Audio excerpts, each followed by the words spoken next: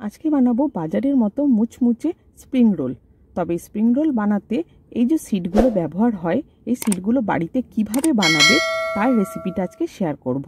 তার সাথে এই র্যাপগুলোকে বা স্প্রিং রোলগুলোকে কিভাবে বাড়িতে স্টোর করবে তারও কিন্তু টিপস তোমাদের সাথে শেয়ার করব। আর ভীষণই মজাদার হয়, দেখি বুঝতে পারছো কতটা মুচমুচে হয়েছে।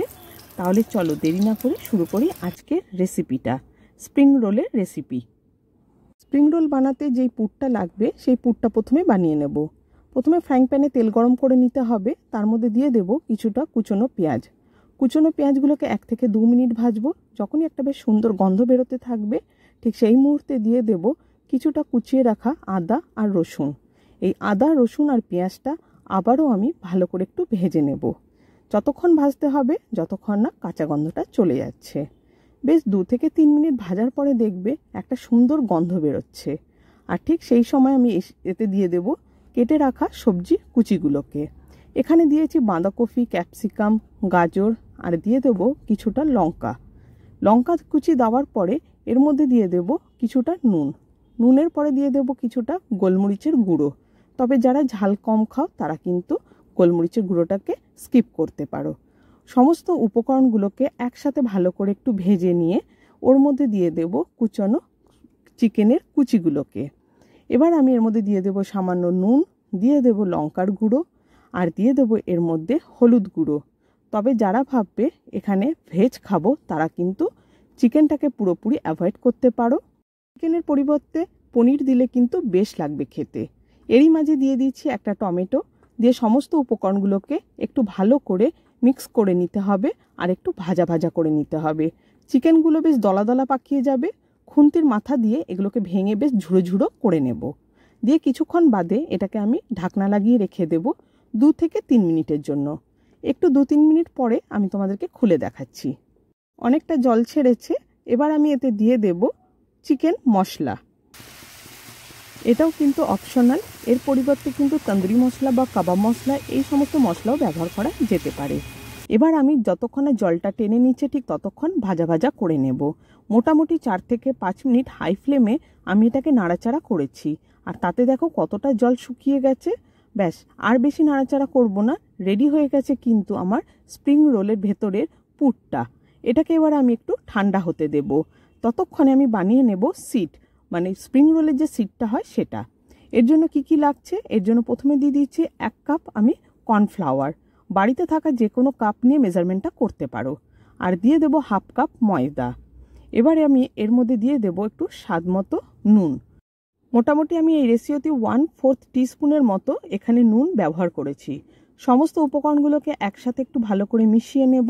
দিয়ে আমি এতে দিয়ে দেব 1/2 কাপ দুধ। এবার আমি এতে সামান্য জল দিয়ে মাখাবো সমস্ত উপকরণগুলোকে। আচ্ছা, জলের পরিমাপটা আমি এখানে বলে দিই। আমি এখানে 1.5 কাপ জল নিয়েছি। তবে সবটা জল প্রথমে একসাথে দিয়ে দেব না, অল্প অল্প জল দিয়ে কিন্তু ব্যাটারটাকে গুলতে হবে।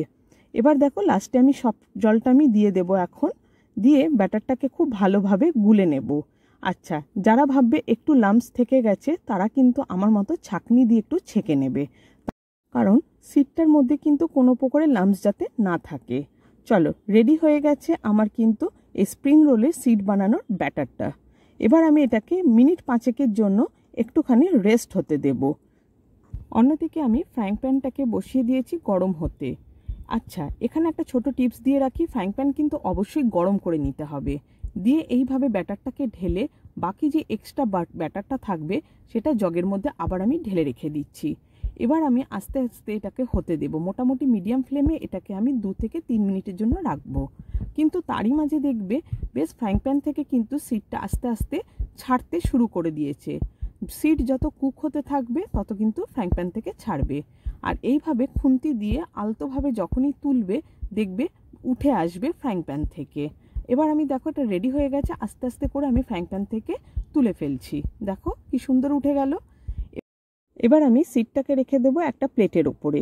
তবে প্রথমে যেটা করতে হবে, প্লেটের ওপরে কর্নফ্লাওয়ার ছড়িয়ে নিতে হবে, তার ওপরে কিন্তু সিডটাকে রাখতে হবে। দিয়ে ওপর থেকে আবারও কর্নফ্লাওয়ার কিন্তু এইভাবে ছড়িয়ে দিতে হবে। আবারও যখন আরেকটা সিড বানাবো ঠিক এইভাবে বানিয়ে আমি এটাকে যখন আবারও এই সিটের ওপরে রাখবো, দেখো তখন কিন্তু ঠান্ডা হয়ে গেলে সিড কিন্তু আর আমার আরেকটা সিটের সাথে লেগে যাবে না। এইভাবে আবার আমি আরেকটা সিটের ওপরে কিন্তু কর্নফ্লাওয়ারটাকে লাগিয়ে দিচ্ছি। এইভাবে রিপিট করে করে বারবার করে তোমরা যতগুলো সিট বানাবে প্রত্যেকটা সিটের মধ্যেই করতে হবে। দেখো যখনই ঠান্ডা হবে দেখেছো কি সুন্দর উঠে আসছে, একটা সিটও কিন্তু আরেকটা সিটের গায়ে লেগে যায়নি। এটা না করলে পরে প্রত্যেকটা সিট কিন্তু তার গায়ে লেগে যাবে এবং পুরো প্রসেসটাই কিন্তু নষ্ট হয়ে যাবে। এবার তোমাদেরকে দেখাচ্ছি, দেখবে কতটা মানে এটা কি বলবো মানে তোমার ফ্লেক্সিবল হয়েছে। দেখো আমি হাতে মুড়িয়ে দেখাচ্ছি, একটুও কিন্তু আমার সিট ছিঁড়ে যাচ্ছে না, দেখেছো? আবার যেমন রুমালের মতো হয়ে যাচ্ছে। এবার আমরা আসল কাজটা করে নিই, পুর ভরে নেব। এরকম এক একটা সিট নিতে হবে, নিয়ে এর মধ্যে যে আমি চিকেনের পুরটা বানিয়েছি সেটা আমি দিয়ে দিচ্ছি। দিয়ে আমি দু সাইডটা প্রথমে মুড়িয়ে নেব, দিয়ে ওপরের সাইডটাকে মুড়িয়ে দেব, দিয়ে এক এক করে একটু করে মুড়িয়ে দেখো পুরো একদম পাঁচবালিশের মতো রোল করতে থাকবো। পুরো রোলটা হলে পরে দেখবে যখন এইভাবে মানে লাস্ট পোর্শনে এসে পৌঁছাবে সেটাকে একটু ময়দা দিয়ে আমি আটকে দেব।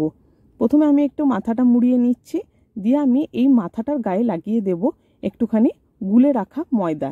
এই জল দিয়ে গুলে রেখেছি ময়দাটাকে, আঠার মতো কাজ করবে। দেখো কি সুন্দর চিটে যাবে, দেখো খুলবে না একদমই। এটা কিন্তু খুব ভালোভাবে বি কেয়ারফুল করো, নাহলে তেলে দেওয়া মাত্রই কিন্তু মাথা খুলে গেলে পরে পুরো পুর বেরিয়ে যাবে। চলো আরেকটা আমি তোমাদেরকে বানিয়ে দেখিয়ে দিচ্ছি একইভাবে। দেখো এইভাবে পুরো ঘুরিয়ে নিয়ে মাথাটার মধ্যে আবারও একটুখানি ময়দার গোলা লাগিয়ে দেব, দিয়ে আমি ওটাকে খুব ভালোভাবে লাগিয়ে দেব। এই জায়গাটা যেন খুব ভালোভাবে লাগানো থাকে, না হলে কিন্তু পুর বেরিয়ে গেলে পরে পুরো জিনিসটাই কিন্তু নষ্ট হয়ে যাবে। চলো এইভাবে আমি তাহলে বানিয়ে নিই প্রত্যেকটা স্প্রিং রোলগুলোকে, আর তোমাদেরকে দেখিয়ে দিচ্ছি। দেখো কত সুন্দর হয়েছে স্প্রিং রোলগুলো, পুরো মনে হচ্ছে না দোকানে যেমন কিনতে পাওয়া যায় সেই ধরনের স্প্রিং রোল, আর খেতেও ভীষণই সুন্দর হয়।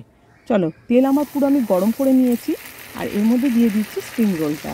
মোটামুটি হালকা গরম করলে হবে না, স্প্রিং রোলটা বানাবার জন্য তেলটাকে বেশ ভালো রকম গরম করে নিতে হবে, দিয়ে মিডিয়াম ফ্লেমে এটাকে আস্তে আস্তে করে ভেজে নিতে হবে। এরকম গোল্ডেন ফ্রাই হলে পরেই এক এক করে স্প্রিং রোলগুলোকে তুলে নিতে হবে। চলো প্রত্যেকটা স্প্রিং রোল আমি তাহলে ভেজে নিচ্ছি। চলো স্প্রিং রোলগুলো প্রত্যেকটা ভেজে তোমাদেরকে দেখাচ্ছি। দেখো কতটা ইয়াম্মি হয়েছে, দেখেই মনে হচ্ছে না সেই রেস্টুরেন্টে যেরকম এক থালা একটা স্প্রিং রোল এসে যায় আর ঠিক মুখে যেন জল আর থামে না, ঠিক সেই রকম লোভনীয় লাগছে দেখে। আর কতটা ক্রিপসি হয়েছে চলো তোমাদেরকে শুনিয়ে দিচ্ছি আওয়াজটা, দেখেছো? ভীষণই মুচমুচে, একদম মানে মুখে স্বাদ আনা জল আনা, মানে কি বলবো রেসিপি এটা। বাড়িতে কিন্তু অবশ্যই ট্রাই করো, বন্ধুদের মধ্যে শেয়ার করে রেখো। আমার চ্যানেলে যারা নতুন নতুন ভিডিওগুলো দেখছো তাদেরকে বলবো চ্যানেলটাকে প্লিজ সাবস্ক্রাইব করে রাখো, বেল আইকনটাকে ক্লিক করে নাও, যাতে করে যখনই নতুন কোনো ভিডিও আপলোড করব তার নোটিফিকেশন সরাসরি তোমরা আগে পাবে।